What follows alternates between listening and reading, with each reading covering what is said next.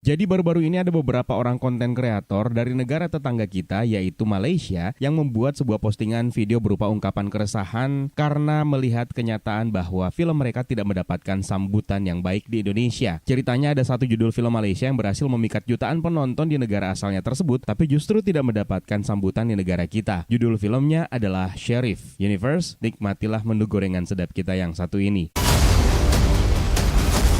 Pertama-tama izinkan saya untuk ikut menyuarakan pendapat terkait isu yang sudah terlanjur mendapatkan beragam tanggapan dari berbagai pihak ini. Sheriff Narco Integrity. Ini adalah judul film yang memicu ungkapan keresahan teman-teman kita di Malaysia. Film ini disutradarai oleh Syafiq Yusof dan mendapatkan sambutan positif dari kalangan kritikus film dan juga penikmat film di Malaysia. Bahkan jadi box office karena telah ditonton lebih dari 4 juta penonton di negara asalnya tersebut. Sejujurnya, saya belum tahu sama sekali tentang film yang satu ini, sampai akhirnya permasalahan ini terangkat ke publik.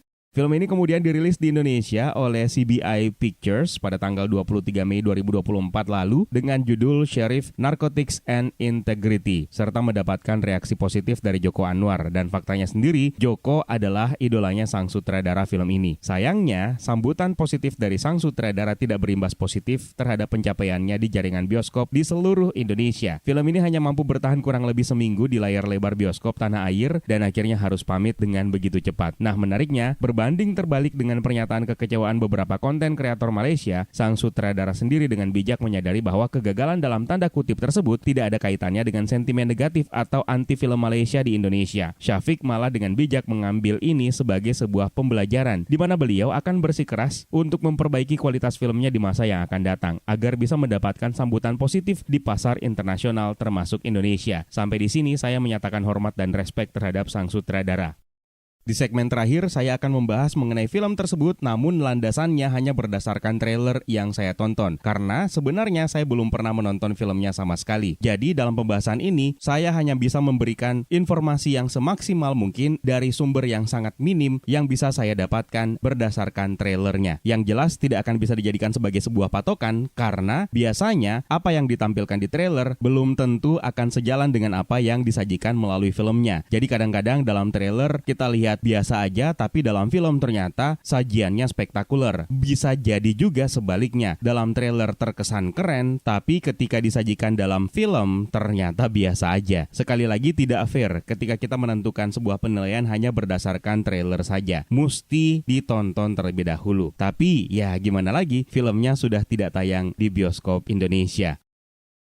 Berbicara secara keseluruhan, sebenarnya ada beberapa hal atau ada beberapa faktor yang menyebabkan kenapa film dari luar negeri yang mendapatkan sambutan positif di negara asalnya, namun ketika masuk di Indonesia ternyata berbanding terbalik. Salah satu faktor utama yang menyebabkan hal tersebut tentu saja karena terdapat perbedaan selera di antara negara satu dan negara yang lain. Seperti yang sudah kalian sadari bahwa dalam beberapa tahun terakhir, film-film di Indonesia diramaikan dengan film bergenre horor yang selalu mendominasi bioskop, dan ini adalah genre yang paling dinikmati oleh masyarakat Indonesia. Jangankan film-film dari luar, sinias lokal kita saja yang mencoba untuk menyajikan genre yang variatif seperti misalnya action melalui film 13 Bom di Jakarta atau Boni atau sejumlah judul film lainnya, ternyata juga sangat sulit untuk bersaing dengan beberapa judul film yang lainnya. 13 Bom di Jakarta sukses menjadi box office, namun satu hal yang perlu dilihat, perjalanan yang harus ditempuh oleh film yang diproduksi oleh Visinema tersebut ternyata tidaklah mudah dan harus menunggu waktu yang cukup lama untuk mendapatkan angka yang besar. Sementara Boni yang juga hadir meramaikan industri perfilman Indonesia ternyata juga tidak bisa meraih hati para penonton dan film tersebut tidak bertahan lama di bioskop.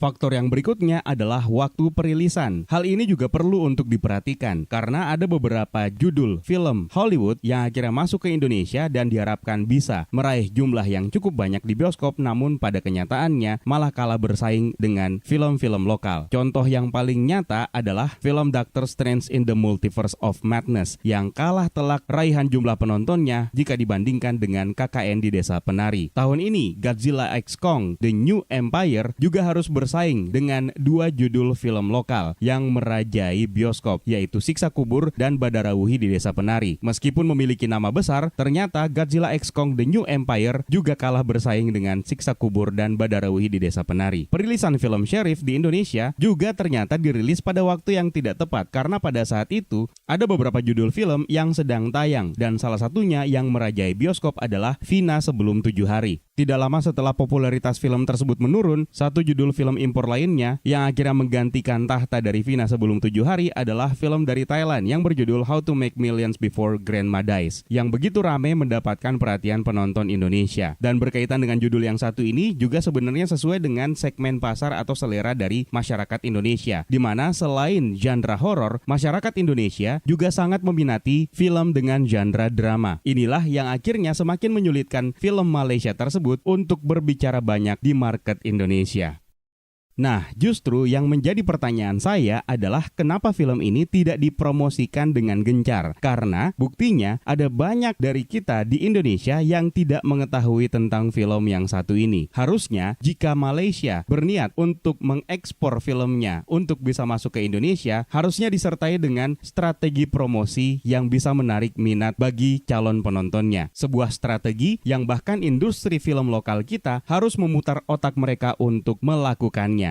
Sebuah film yang telah diproduksi tidak hanya bisa mengandalkan segi kualitasnya saja. Kualitas akan selalu menjadi nomor sekian untuk bisa dinilai, karena kita tidak akan bisa tahu begitu saja tanpa harus menontonnya. Ibarat menjual kucing dalam karung, kita tidak akan pernah tahu kucing apa yang ada dalam karung tersebut kalau kita tidak diberikan kisi-kisi sebelumnya yang bisa memancing dan merangsang minat kita untuk melihatnya. Distributor film Sheriff di Indonesia sepertinya tidak memikirkan dan tidak melakukan hal ini, dan jelas tidak bisa hanya dengan bekal jumawa saja untuk membawa kualitas dan langsung yakin bahwa film ini akan mendapatkan sambutan positif di Indonesia. Harus ada strategi promosi yang kuat untuk membuat kami di sini setidaknya tahu bahwa ada judul film ini. Kami di sini sebenarnya bukan tidak senang dengan film Malaysia. Masih teringat jelas begitu banyak pujian yang disampaikan untuk film Munafik pada tahun 2016, dan hal tersebut sudah bisa dijadikan sebagai bukti bahwa film dari negeri jiran sebenarnya bisa laku di Indonesia. Beruntung bagi film tersebut karena memang sesuai dengan kriteria yang sudah saya sebutkan tadi, sehingga marketingnya tidak perlu bekerja cukup keras. Yang terjadi terhadap film tersebut adalah popularitasnya meningkat yang didapatkan akibat dari pemasaran tradisional yang berjalan secara alami, yaitu dari mulut ke mulut, dari mulut satu ke mulut yang lainnya. Hasilnya ada 15.000 penonton di Indonesia yang berhasil dikumpulkan untuk menyaksikan film tersebut di pekan pertama penayangannya. Jadi sebagai kesimpulan pertama, ini bukan tentang anti Malaysia. Terlalu tendensius ketika kalian menuduhkan hal tersebut. Miris rasanya melihat reaksi kalian yang menyalahkan pasar internasional yang tidak merespon baik karya kalian. Apalagi ditambah dengan wacana membatasi impor film di negara kalian berdasarkan asumsi yang tidak ilmiah sama sekali. Sebuah fakta yang sangat jelas ketika kalian memaksakan selera untuk harus diterima di berbagai negara. Iya, saya berani menyimpulkan bahwa ini adalah tentang egoisme terhadap selera. Sekarang coba kita bahas tentang filmnya. Sebenarnya trailer adalah salah satu elemen penting yang menjadi bagian dari marketing. Itulah kenapa trailer tidak bisa dibikin secara sembarangan. Harus ada elemen yang bisa memikat minat calon penontonnya tanpa harus membocorkan banyak hal. Apa yang disajikan melalui trailer film Sheriff rupanya tidak mencerminkan hal tersebut. Trailer ini menyajikan banyak aksi dan banyak cuplikan adegan yang intens dengan baris monolog dan dialog yang mengedepankan pengenalan karakter dan konflik di dalamnya. Tapi sayangnya informasi yang diberikan terlalu banyak. Alih-alih kita dibuat penasaran, kita malah kenyang akan informasi. Disinilah salah satu masalahnya. Saya bilang salah satu ya, karena sebenarnya ada banyak masalah lain. Trailer ini diawali dengan pengenalan karakter utama yaitu Sheriff, tanpa hook sama sekali, namun diselingi dengan sejumlah adegan aksi yang menandakan bahwa ini adalah film action. Namaku Syarifuddin Hussein, panggil Syarif boleh. Mari kita bandingkan dengan trailer film The Raid Redemption yang dibuka tanpa monolog sedikit pun, tapi memperlihatkan karakter utama kita yaitu Rama dengan visual naratif yang mampu berbicara tanpa menggunakan monolog maupun teks.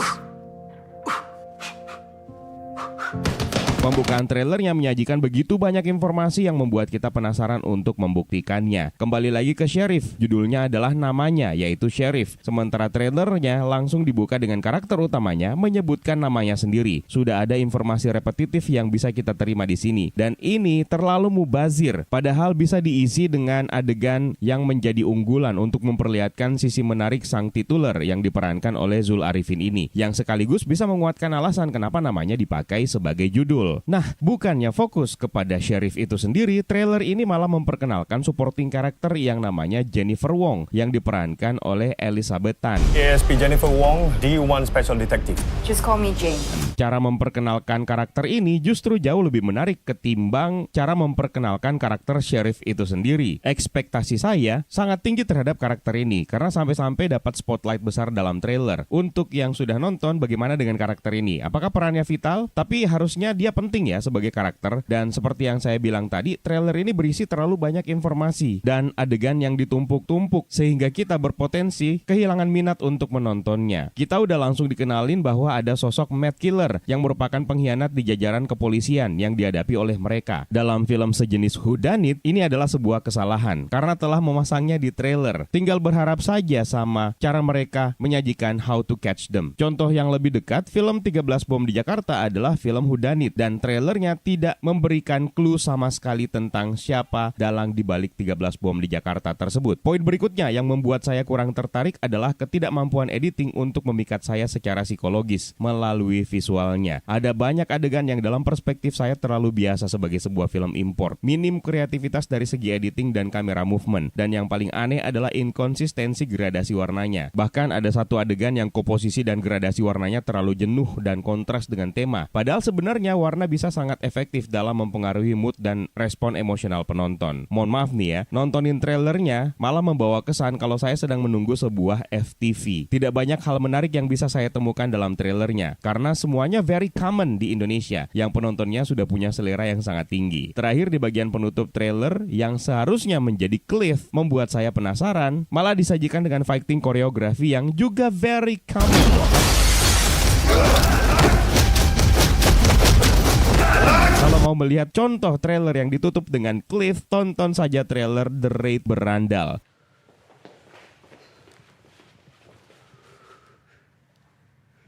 Sangat cliffhanger dan membuat orang penasaran untuk menonton filmnya. Dan itulah kenapa film The Raid mendapatkan sambutan yang sangat-sangat positif di dunia internasional. Tanpa membuat teman-teman di Malaysia berkecil hati, saya ingin bilang bahwa seni itu bersifat universal. Harusnya bisa diterima oleh semua kalangan di berbagai negara. Mungkin Sheriff diterima dengan antusias di Malaysia, namun Indonesia bukan tidak mau mengapresiasi, melainkan pihak distributorlah yang kurang promosi. Saya ingin menutup video ini dengan sebuah kutipan kalimat dari film yang tentu saja Anda kenal. Life is like a box of chocolates. You never know what you're gonna get. Teruslah mencoba berbagai pendekatan baru, karena setiap film adalah kesempatan untuk menemukan apa yang bisa saja disukai oleh pasar internasional. My name is Eka, stay safe and until next time.